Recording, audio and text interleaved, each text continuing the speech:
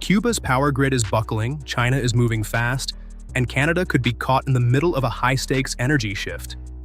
As outages deepen and fuel supplies become less reliable, Chinese-backed solar is suddenly delivering hundreds of megawatts into a system desperate for power.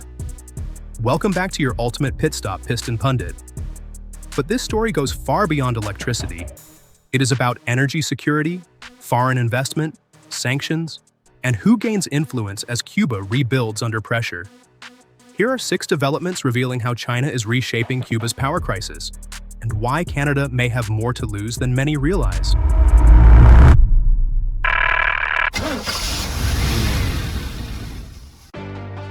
Number 6. Cuba's grid buckles. 2/3 of peak power vanishes. Cuba's electricity crisis reached a brutal milestone in mid-August. Union Electrica reported shortages throughout August 13th, with the maximum impact hitting 2,270 megawatts at 8:40 p.m. For the following evening peak, about 1,160 megawatts of generation was expected against 3,300 megawatts of demand, leaving a projected 2,140 megawatt deficit. That is nearly 2/3 of required peak power. The numbers came after Cuba's 6th nationwide blackout of 2026, while outages exceeding 20 hours were reported across many provinces. With aging plants, weak reserves, and fragile transmission, Cuba's grid is operating with no mechanical margin for failure. But as Cuba's old grid buckles, China's solar expansion is rapidly filling part of the gap. Number 5. China's solar surge. 840 megawatts challenge Cuba's crisis. China is becoming the outside power behind Cuba's solar expansion. Chinese equipment now supports much of the island's photovoltaic network, while battery storage exports are increasing.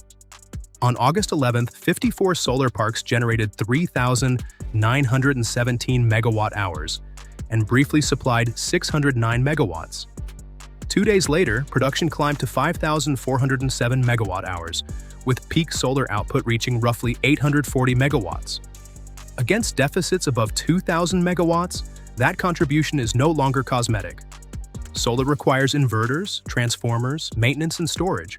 But unlike diesel generation, it does not need another tanker delivery every time the fuel gauge drops. That makes every sunny megawatt strategically valuable. And solar matters even more because Cuba's traditional fuel lifeline is beginning to fracture. Number 4. Cuba's oil lifeline fractures. Solar becomes strategic survival. Cuba's vulnerability is petroleum. Oil still dominates its energy system, and thermal power plants consume volumes of fuel. Domestic production covers only part of demand, leaving the grid dependent on imports.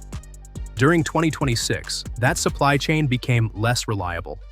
Venezuelan deliveries effectively disappeared after political upheaval, while Mexico's state shipments stopped amid stronger U.S. pressure. Russia supplied a cargo, and eligible Cuban private businesses received U.S.-approved fuel, but those volumes covered only a fraction of national needs. The problem is therefore not zero oil, it is unreliable oil. That uncertainty turns solar from modernization into energy security hardware.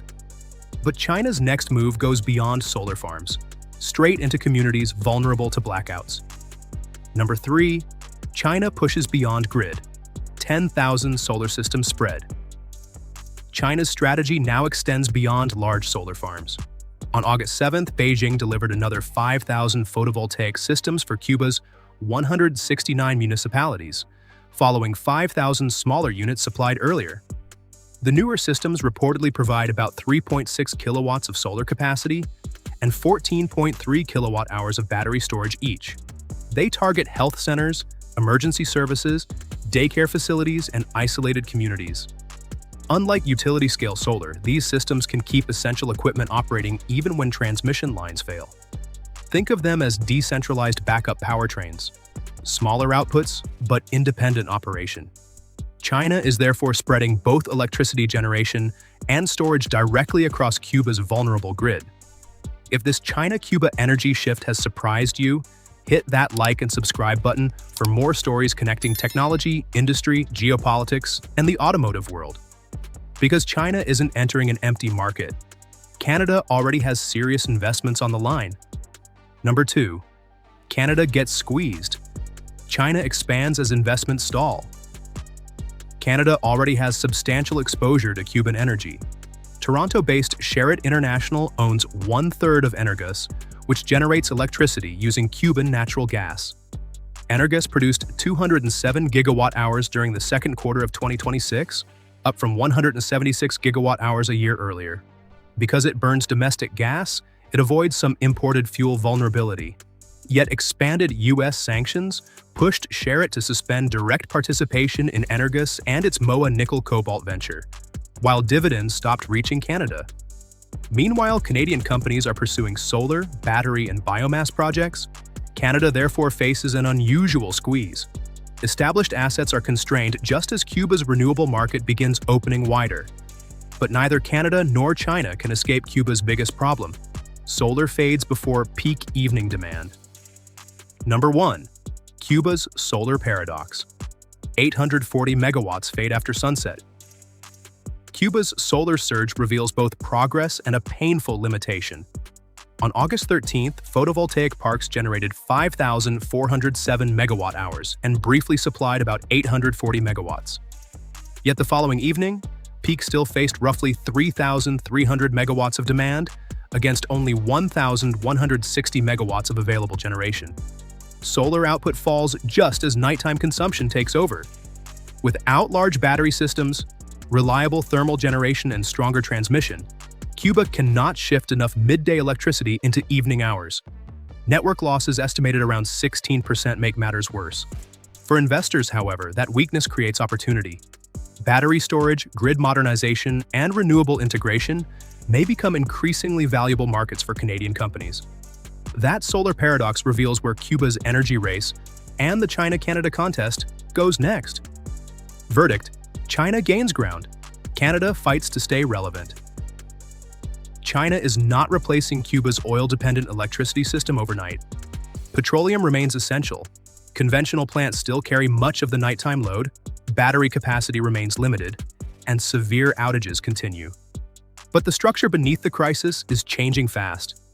Chinese-backed solar farms are supplying hundreds of megawatts during daylight, while 10,000 distributed solar and battery systems are spreading localized power to critical facilities and isolated communities. Cuba is also opening more renewable projects to foreign and private investment. Canada still has meaningful exposure through established energy assets and emerging solar, battery, and biomass opportunities. Yet sanctions are constraining some existing investments just as China expands its equipment pipeline and influence. The result is a system being rebuilt under pressure. China is gaining ground, Canada is fighting to preserve its position, and Cuba's failing legacy grid is forcing the transition faster than planned. That makes the next phase of Cuba's energy transformation especially consequential. So what do you think? Do you think China's solar expansion can genuinely stabilize Cuba's electricity system? Can Canadian companies still carve out a major role in Cuba's renewable energy transition despite US sanctions? And could battery storage ultimately become more important to Cuba than simply building additional solar farms? Share your thoughts and experiences in the comments section. We'd love to hear where you think this energy race is heading.